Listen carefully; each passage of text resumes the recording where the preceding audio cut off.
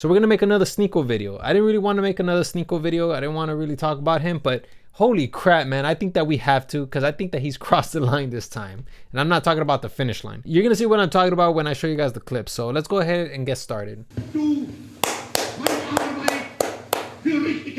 Like, what do you want me to react? I just thought you think Hitler was a good person. No! I'm asking Sneako. He's got good aura.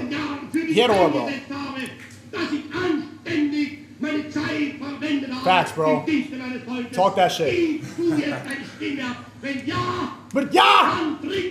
They AI translated this on TikTok and it got millions and millions of views and everyone's listening to it like, oh, this makes... Because if you actually listen to what he's saying, he's like, we need to bring back Germany to economic restoration. We need to do the best and work together. We're nationalists. We're proud to be German. And it's translated, people like nodding their heads. TikTok had to ban it everywhere. Yeah, a lot of these videos are being removed. And that's because a lot of these people are starting to sympathize with the idea that Adolf Hitler was a kind man. The way some of these people online are talking about Adolf, it almost makes it seem like he would volunteer at a local lemonade stand. I promise you that was far from the truth, man. If you actually listen to these AI translated speeches, you will see that a lot of these speeches were very meticulously crafted, not just by Hitler, but by his propagandists as well. So I'll give you an example of that. Today, I will once more be a prophet. If the international Jewish financiers in and outside Europe should succeed in plunging the nations once more into a world war, then the result will not be the Bolshevization of the earth and thus the victory of Jewry, but the annihilation of the Jewish race in Europe. Believe it or not, just that statement alone has so much going on. To oversimplify this statement, essentially what Hitler is saying is, if we go into another world war, then I will kill the Jews because it's their fault. And there's a lot of propaganda techniques going into that statement itself. So first off, he's fear-mongering. He's telling the entire nation that the Jews are going to get us into war. Nobody wants to go to war, right? This fear-mongering. The next is scapegoating. He's saying that it's the Jews' fault. But it's not Hitler's fault, because no, Hitler didn't conquer Poland or France or even attempt to conquer Great Britain.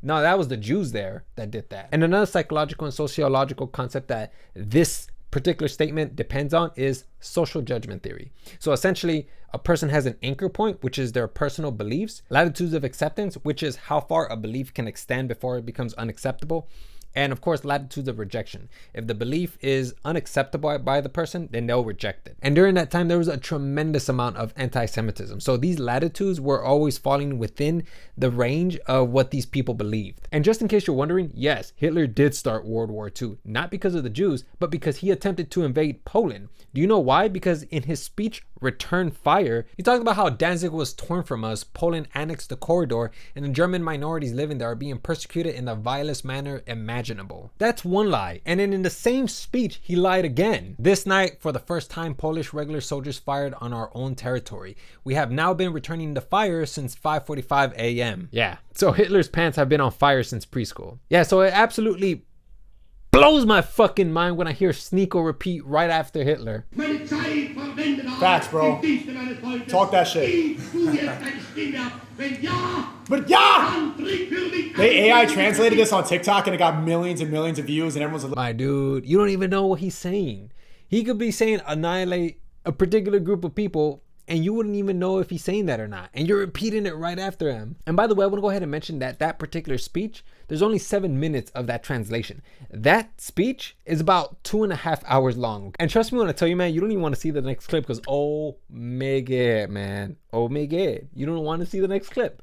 All right, let me go ahead and show you the next clip. You guys realize if the Holocaust kept going on, you guys realize if, like, Jews were being genocided and shit, I wouldn't be here right now.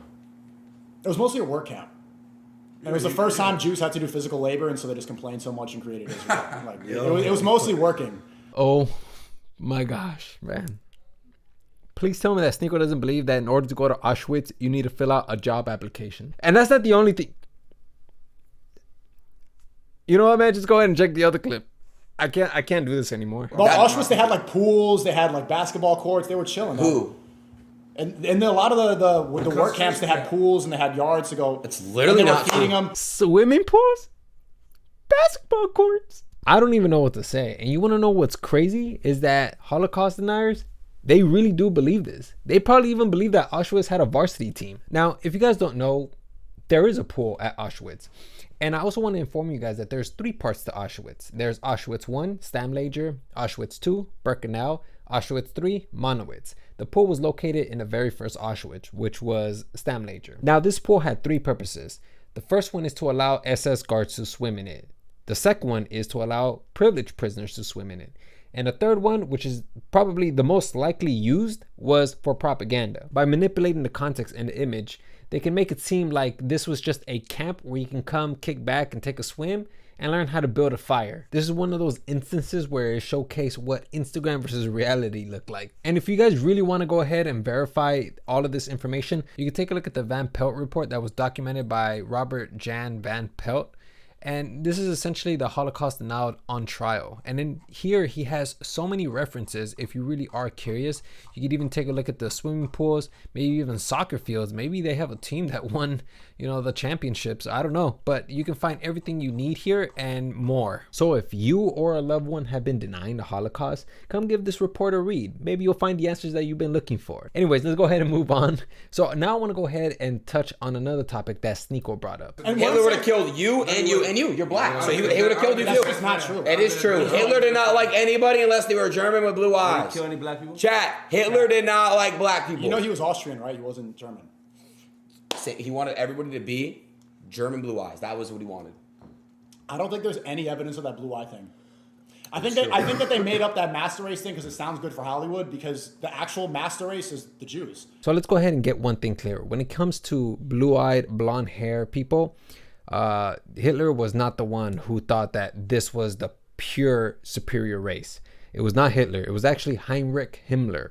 He was the one who was pushing for purity when it came to the races. He was so obsessed with it, he even came up with a project called the Lebensborn program. And so the aim of this program was to create a master race. And of course, Heinrich Himmler, he was the one who created the project. And his goal was to find racially pure girls that could give birth to babies who were obviously of the master race. And what these young women would do is that they would go to these centers and create a baby with one of the SS officers, and then the children would be taken away from their mothers and given to the SS so they could take charge of the education and the upbringing. And another tactic that they would use was kidnap children. So this policy went even further by kidnapping children who had blonde hair and blue eyes, and they would take them to Lebensborn centers. Now, what they would do was force them to reject their background and accept the Nazi teachings. And if they didn't, then they were either sent to concentration camps, which very few of them did. Many of them were Germanized or placed in institutions. I know here it says that most of them, like right here, most of them were taken to German concentration camps or death camps, but other sources indicate that this isn't the case. Man, it seems like concentration camps are like the answer to everything. You're resisting the teachings, concentration camp. You're not racially pure, concentration camps. 2 + 2, concentration camps. Now let's go ahead and discuss Hitler's point of view of what the superior race is. Now, he viewed anybody of the Nordic race to be the superior race. As you guys know, there are different types of white people. There isn't just one type of white people. There are different types of white people. He saw the Nordic race as the superior race. Then he saw the French, Spaniards, and Italians as somewhat inferior because they were mixed race. And of course, everybody else was inferior, but specifically the Slavs. Anybody from Poland, Russia, or Ukraine, they were considered Slavs, and so therefore Hitler viewed them as inferior. And if you're wondering, well, what about the black people? Brother, you guys stood no chance. Let's just leave it there. So this is an excerpt from Mein Kampf, Hitler's book. And if you read here, you can see that he's talking about the Slavs in Russia and how they had the German element, which potentially means the German people, to participate in the creation of the Russian state. And if you look down below, you can see that he's talking about the Slav people and he's talking about how they're an inferior race. And if you would like to find that particular excerpt, you can find it in Volume 2, The National Socialist Movement, Chapter 14, Eastern Orientation or Eastern Policy. I'll go ahead and link it down below. So going back to Sneako's claims, very few of them are actually like fact-based. The majority of them are just a gross distortion of what the reality was. And before I end this video, I just want to go ahead and show you guys this last clip of apparently Adin Ross converting to Islam. Ashadu. Ashadu. Anna. Anna. Ilaha. Ilaha. Illallah. Illallah. Wa ashadu. Wa shaladu. Anna. Amna. Mohammedan. Muhammadan. Rasulullah. Rasulullah. Allahu Akbar. Allahu Akbar. Allahu Akbar. Let's So go. what does that mean? Because everyone's clapping and It putting... means you're one of us now. You're Muslim. We got one. Well, you guys are my brothers now, so... Alhamdulillah. All right. Yeah. I mean, whatever, man. I just don't give a fuck, man. What do you want me to, what do you want me to do? You want me to sit here and fucking roast these guys? You want me to tell Adin that a firewall isn't really made out of fire? You want me to roast Sneako? Sneako probably thinks that a fucking smartphone graduated college with honors. I don't give a fuck anymore, man. These guys can do whatever the fuck they want, man. I'm done, all right? So, yeah, man, I'm going to go ahead and leave it here. That's all I have for you guys. Yeah, hopefully you guys learned something today.